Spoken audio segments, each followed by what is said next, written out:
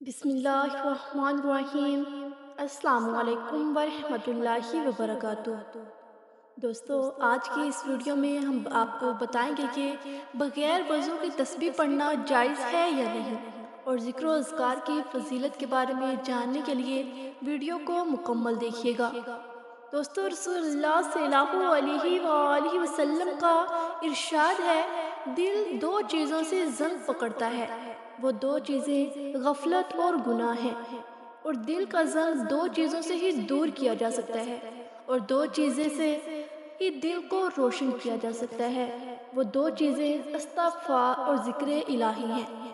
حضرت ابو درداء رضی اللہ تعالیٰ عنہ کا قول ہے کہ ہر چیز کو چمکانے کے لیے کوئی نہ کوئی چیز ہوتی ہے، لیکن دلوں کو ذکر الہی سے ہی چمکایا جا سکتا ہے۔ علامہ ابن قیم رحمۃ اللہ علیہ فرماتے ہیں کہ ایک مرتبہ شیخ مجھ سے کہنے لگے، قیدی وہ نہیں جسے قید کر دیا جائے، بلکہ قیدی وہ ہے جس کا دل اپنے رب کے ذکر سے رک جائے۔ قیدی وہ نہیں جو گرفتار ہو جائے، بلکہ قیدی وہ ہے جو خواہشات کا اسیر ہو جائے۔ نبی کریم صلی اللہ علیہ وآلہ وسلم نے فرمایا، ذکر الہی کے لیے کوئی قوم جب اور جہاں بیٹھتی ہے تو فرشتے ان پر گھیرا ڈال لیتے ہیں، اللہ کی رحمت ان کو ڈھانپ لیتی ہے، اور اللہ تعالیٰ ان کا اپنی مجلس میں ذکر فرماتے ہیں۔ آپ صلی اللہ علیہ وآلہ وسلم نے ارشاد فرمایا، اللہ کا ذکر کرنے والے اور نہ کرنے والے کی مثال زندہ اور مردہ کی سی ہے۔ حضرت ابو ہریرہ رضی اللہ تعالیٰ عنہ نے رسول اللہ صلی اللہ علیہ وآلہ وسلم سے روایت کیا ہے کہ آپ صلی اللہ علیہ وآلہ وسلم نے فرمایا، اللہ عز و جل ارشاد فرماتے ہیں، میں اپنے بندے کے ظن کے مطابق اس سے معاملہ کرتا ہوں۔ جب میرا بندہ مجھے یاد کرتا ہے، میں علم کے لحاظ سے اس سے پاس ہوتا ہوں۔ اگر مجھے دل میں یاد کرے تو میں دل میں اسے یاد کرتا ہوں۔ اگر میرا بندہ مجھے مجلس میں یاد کرے تو میں اسے بہتر مجلس میں یاد کرتا ہوں۔ اگر میرا بندہ میری طرف ایک بالشت آئے تو میں ہاتھ برابر آتا ہوں، ہاتھ برابر آئے تو میں دو ہاتھ برابر قریب آتا ہوں، چل کر آئے تو میں دوڑ کر آتا ہوں۔ ترمذی شریف میں ہے کہ رسول اللہ صلی اللہ علیہ وآلہ وسلم نے فرمایا، جب تم جنت کے باغات سے گزرو تو وہاں سے کچھ کھایا کرو۔ صحابہ کرام علیہ السلام نے عرض کیا، یا رسول اللہ صلی اللہ علیہ وآلہ وسلم، جنت کے کون سے باغات ہیں؟ تو آپ صلی اللہ علیہ وسلم نے فرمایا ذکر الہی کے حلقے اللہ تعالیٰ کا ذکر کے لیے جنت میں درخت لگا دیتے ہیں۔ حضرت عبداللہ بن مسعود رضی اللہ تعالیٰ عنہ سے مروی ہے کہ رسول اللہ صلی اللہ علیہ وآلہ وسلم نے فرمایا، معراج کی رات حضرت ابراہیم علیہ السلام سے میری ملاقات ہوئی تو فرمانے لگے، اے محمد، میری طرف سے اپنی امت کو سلام دینا اور کہنا، جنت کی زمین بھی نہایت اعلیٰ ہے، اور اس کا پانی میٹھا ہے اور بے حد نمکین ہے، مگر وہ صاف چٹیل میدان ہے، اور سبحان اللہ والحمدللہ ولا الہ الا اللہ واللہ اکبر یہ اس کے پودے ہیں۔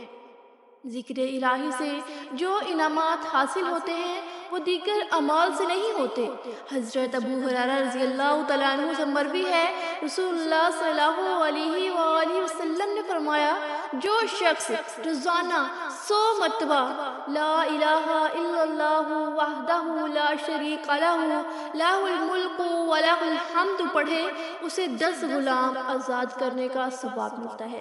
100 نیکیاں اس کے نامہ اعمال میں لکھ دی جاتی ہیں، اور صبح سے شام تک وہ شیطان کی شر سے محفوظ رہتا ہے۔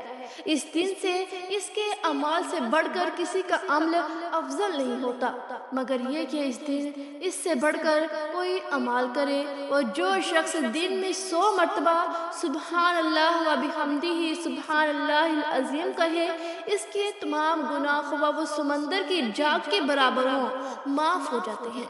حضرت ابو موسیٰ رضی اللہ تعالیٰ عنہ سے روایت ہے کہ رسول اللہ صلی اللہ علیہ وآلہ وسلم نے ارشاد فرمایا، اللہ تعالیٰ کا ذکر کرنے والے اور نہ کرنے والے کی مثال زندہ اور مردہ کی مثال جیسے ہے۔ حضرت عبداللہ بن بصر رضی اللہ تعالیٰ عنہ فرماتے ہیں، ایک شخص نے عرض کیا، اے اللہ کے رسول صلی اللہ علیہ وآلہ وسلم، اسلام کے احکام کی مجھ پر کثرت ہو چکی ہے، لہٰذا آپ صلی اللہ علیہ وآلہ وسلم مجھے کوئی آسان سی چیز بتا دے جس پر میں عمل کرتا رہوں۔ آپ صلی اللہ علیہ وآلہ وسلم نے فرمایا، تیری زبان ہمیشہ اللہ کے ذکر سے تر رہنی چاہیے۔ حضرت جابر بن عبداللہ رضی اللہ تعالیٰ عنہ فرماتے ہیں، میں نے رسول اللہ صلی اللہ علیہ وآلہ وسلم سے سنا، آپ صلی اللہ علیہ وآلہ وسلم نے فرمایا، افضل ذکر لا الہ الا اللہ اور افضل دعا الحمدللہ ہے۔ رسول اللہ صلی اللہ علیہ وآلہ وسلم نے فرمایا، جو قوم اللہ کا ذکر کرتی ہے تو فرشتے انہیں اپنے گھیرے میں لے لیتے ہیں اور رحمت انہیں ڈانپ لیتی ہے اور ان پر سکونت نازل ہوتی ہے۔ اللہ تعالیٰ بطور فخر ان کا تذکرہ اپنے فرشتوں سے کرتے ہیں جو اس کے پاس ہوتے ہیں۔ دوستو، آپ صلی اللہ علیہ وآلہ وسلم نے ارشاد فرمایا،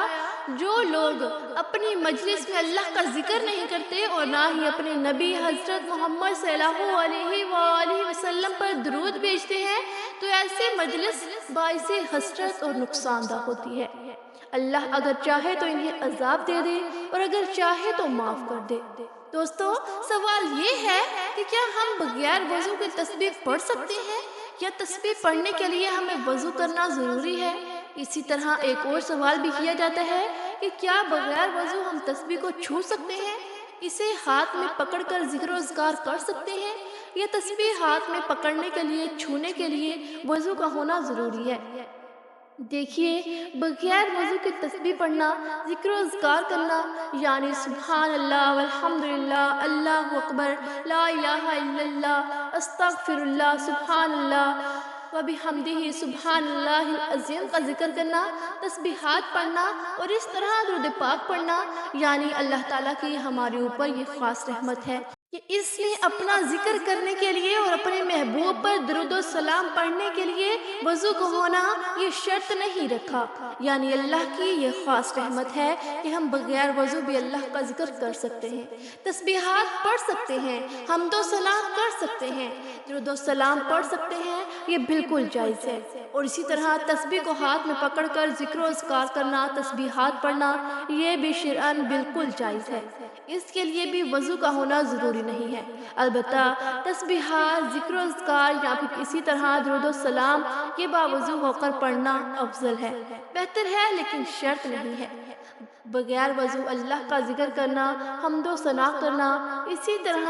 درود و سلام پڑھنا یہ شرعاً بالکل جائز ہے۔ بغیر وضو بھی آپ پڑھ سکتے ہیں اور تسبیح ہاتھ میں لے کر بھی پڑھنا جائز ہے۔ اگر کسی شخص پر غسل واجب ہو چکا ہے یا بے وضو ہو تو ایسی حالت میں ذکر کیا جا سکتا ہے، اس میں شرعاً کوئی حرج نہیں، البتہ جنابت کی حالت میں قرآن کریم کی تلاوت نہیں کی جا سکتی، خواہ وہ زبانی ہو یا دیکھ کر۔ دوستو، یہ تھی ہماری آج کی ویڈیو، امید کرتی ہوں کہ آپ کو ضرور پسند آئی ہوگی۔ مزید اس طرح کی ویڈیوز دیکھنے کے لیے ہمارے چینل کو لائک کریں، سبسکرائب کریں، شیئر کریں اور ساتھ لگے بیل آئیکن کے بٹن کو پریس کریں تاکہ ہر نئی آنے والی ویڈیوز آپ تک بآسانی پہنچ سکے۔